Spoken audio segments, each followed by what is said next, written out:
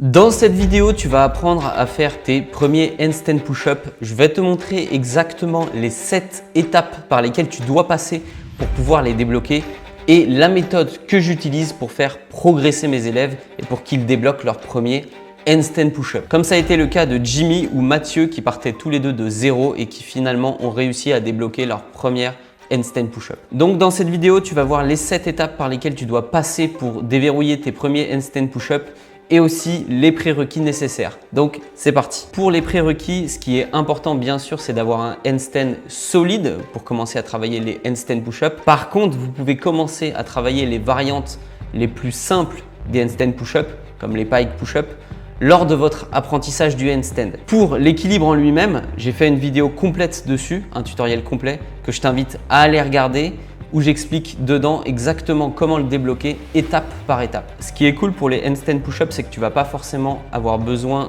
d'une posture complètement parfaite sur ton handstand, puisque avoir le dos légèrement cambré va pouvoir t'aider à apprendre la version la plus simple des handstand push-up. Parce que oui, il existe deux versions. La première version des handstand push-up, qui est la version la plus simple, c'est de prendre tout simplement les bras un peu plus larges et de descendre vraiment à la verticale, comme ceci. La deuxième version, qui est celle en général à laquelle tout le monde pense, qui est en fait une forme où vous allez chercher loin devant en allant piquer vers l'avant, qui est en fait beaucoup plus dure parce qu'elle va vous demander plus de force dans les épaules parce que vous allez avoir une trajectoire plus grande à faire, une roam plus grande, une range of motion plus grand. Et donc, le principe, c'est de descendre en diagonale puis de remonter à la verticale en position de handstand. Donc, voici la deuxième variante de handstand push-up.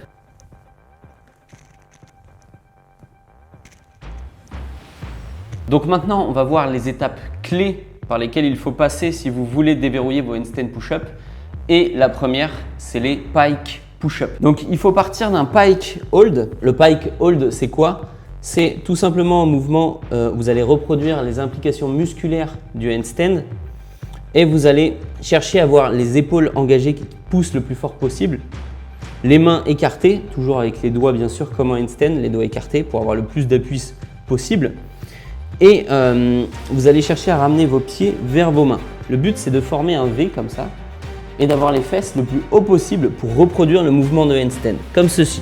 Jambes tendues bien sûr et vous poussez le plus fort possible sur vos épaules.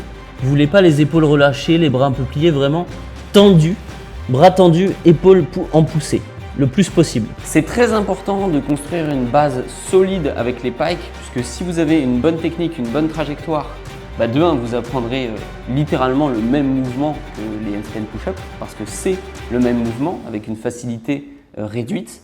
Et en plus, ça vous renforcera bien plus les épaules si vous avez une bonne exécution puisque vous verrez, il y a plusieurs petites erreurs qui sont assez classiques que j'ai repérées souvent. Et si vous les appliquez, en fait, vous allez venir travailler plus avec vos avant-bras, vos triceps, mais pas vraiment avec les épaules, ou en tout cas beaucoup moins. Donc, la première erreur que je vois sur les pike push-up, déjà, qu'est-ce que c'est les pike push-up? Je vais commencer par là. Les pike push-up, c'est tout simplement un mouvement où vous allez reproduire les activations musculaires du handstand. Donc, vous allez vous mettre en position de pike, comme ceci, et vous allez venir faire des pompes. Voilà, comme ça. Ça, c'est le pike push-up bien exécuté. Maintenant, quelle est l'erreur principale, ou plutôt les deux erreurs que je vois souvent en pike push-up? Alors, la première erreur pour moi, c'est tout simplement les personnes qui vont venir reculer les coudes comme ceci. En fait, au lieu d'aller vers l'avant, vous allez reculer vos avant-bras, vous allez reculer vos coudes et vous allez faire des pikes comme ceci. Voilà. Alors ça, c'est vraiment très mauvais parce que là, vous êtes dans un entre-deux entre les pike push-up et les pompes. Ce n'est pas vraiment vos épaules qui travaillent, même si elles travaillent un peu. Ça va être surtout vos biceps, vos triceps. Et vous n'allez pas vraiment être sur une trajectoire de handstand push-up où vous allez vers l'avant. Et la deuxième erreur, c'est l'erreur qu'on voit aussi en pompe classique. C'est le fait d'avoir les bras qui partent sur les côtés. Donc je fais la même chose. Et en fait, vous allez venir descendre comme ça. Voilà.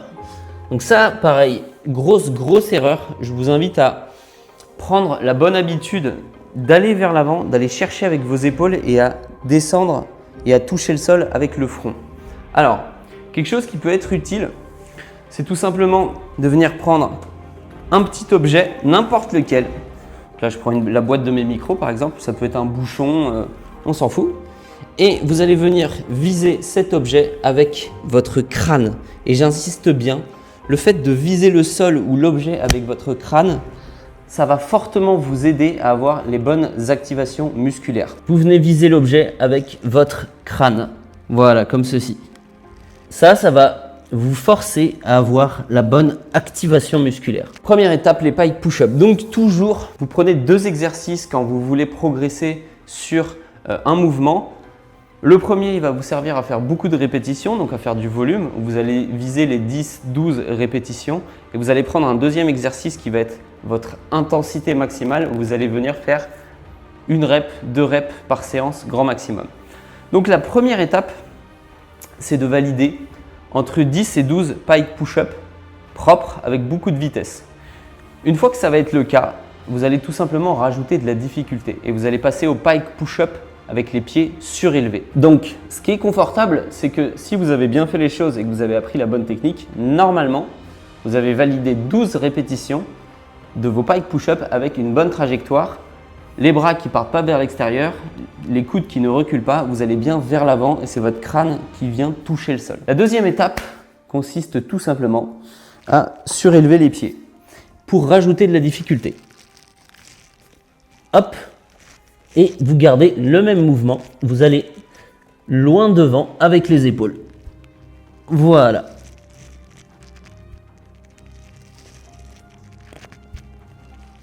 Le principe est simple, à chaque fois que vous validez 10 à 12 répétitions sur vos pike push-up ou vos pike push-up avec les pieds surélevés, vous augmentez la difficulté. Vous pouvez augmenter la hauteur du support, donc là j'ai pris un tabouret, mais vous pouvez prendre une chaise, puis quelque chose de plus en plus haut. Le but, c'est tout simplement d'augmenter la difficulté petit à petit jusqu'à arriver au handstand push-up face au mur. Si vous êtes arrivé à cette étape-là, c'est que vous avez validé des pike push-up surélevés. Petit à petit, vous avez surélevé les pieds, sauf qu'au bout d'un moment, voilà, ça ne sert à rien de surélever de plus en plus. On va directement passer au handstand push-up face au mur. Alors, je vais plutôt commencer par l'erreur classique que je vois en handstand push-up face au mur. C'est tout simplement celle de perdre le gainage et de uniquement pousser avec les épaules, ce qui est très bien, mais ne pas vraiment reproduire le mouvement de handstand push-up. Parce qu'il faut comprendre que si vous perdez le gainage, certes, vous allez vous renforcer sur le mouvement, mais lorsque vous allez vous retrouver en handstand, si vous n'avez pas le gainage lors de vos handstand push-up, en fait, vous allez juste tomber parce que vous allez perdre l'équilibre. Le contrôle de votre équilibre vient en partie du gainage, donc vous devez vous habituer à le garder. Donc, l'erreur que je vois habituellement, c'est celle-là. Voilà. Donc, c'est des gens qui se mettent en handstand push-up, en handstand plutôt, et voilà, pas de gainage au niveau du tronc, au niveau des abdos, et donc quand ils descendent, ça creuse au niveau du dos, voilà, et on voit le dos qui frotte au mur. Donc nous, ça c'est ce qu'on veut pas. Et donc ce que vous allez venir faire, c'est tout simplement, hop, activer le tronc, gainer, faire votre rétroversion du bassin comme en équilibre, et vous allez venir descendre vers l'avant en gardant le gainage. Et si vous regardez bien, j'ai décollé les pieds du mur.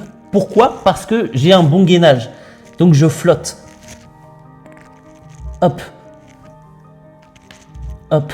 Et vous voyez tout de suite la différence en termes d'engagement, ça n'a rien à voir. Pareil, on suit le même process, valider 10 à 12 répétitions. Une fois que c'est le cas, vous pouvez passer au handstand push-up dos au mur avec cette fois-ci encore moins d'assistance. Donc ce qu'on va faire, c'est qu'on va prendre large. On va tout simplement faire les handstand push-up version facile et on va garder qu'un seul pied au mur.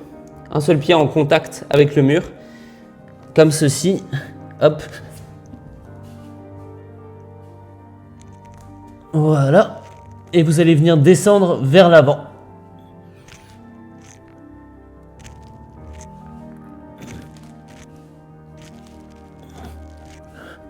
Pareil, normalement, si vous effectuez bien l'exercice, vous devez vous sentir flotter au mur. Vous devez perdre le contact avec le mur.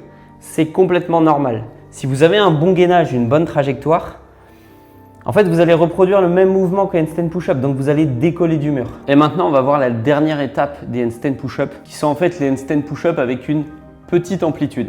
Bah oui, parce qu'au début, vous n'allez pas essayer de faire la version la plus dure, où vous piquez vers l'avant, vous descendez tout en bas, vous remontez. Si vous faites ça, en fait, vous allez faire une négative, vous allez bloquer en bas, bam, vous n'allez jamais réussir à remonter. C'est ce que je vois hyper fréquemment et ça freine complètement vos progrès.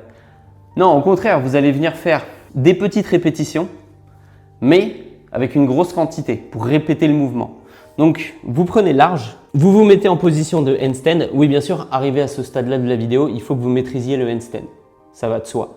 Les étapes d'avant, ce qui est agréable, c'est que vous pouvez les apprendre tout en apprenant le handstand. Mais techniquement, si vous arrivez à cette étape-là, vous avez maîtrisé l'équilibre. Vous êtes au moins capable de le tenir une vingtaine de secondes. Donc vous prenez large et vous allez venir faire des petites répétitions. Hop, alors comme ceci, voilà. Alors je sais que ça a l'air facile comme ça, parce que je parle, etc. Mais dans l'idée, le but c'est que vous compreniez que vous n'allez pas descendre tout en bas dès le départ. C'est vraiment de réduire l'amplitude et plus vous allez être fort, plus vous allez vous rapprocher du sol. Une fois que cette variante est maîtrisée, vous pouvez passer à la deuxième variante. Vous allez vraiment aller chercher vers l'avant. Mais voilà, je vous déconseille de commencer par cette dernière. Elle est vraiment beaucoup plus dure. Donc voilà, j'ai pris le temps de bien te montrer les étapes qu'il fallait valider pour débloquer tes premiers handstand push-up. Surtout, prends le temps de bien faire les choses, de bien comprendre la technique. Parce que si tu l'apprends avec une mauvaise trajectoire, un mauvais engagement musculaire, ça va te faire perdre du temps au final. Maintenant, ce que tu recherches, c'est une méthode simple que tu peux utiliser dans tes entraînements pour progresser facilement. Clique sur le premier lien dans la description. Tu auras accès à ma méthode d'entraînement qui t'explique comment débloquer n'importe quelle figure en 30 minutes par jour. Le premier lien dans la description, c'est la méthode que j'utilise avec mes élèves. Je te laisse cliquer dessus. Si tu as apprécié la vidéo et que tu as envie de me soutenir, alors je t'invite à t'abonner à la chaîne directement et à liker la vidéo. Et sur ce, je te dis à une prochaine.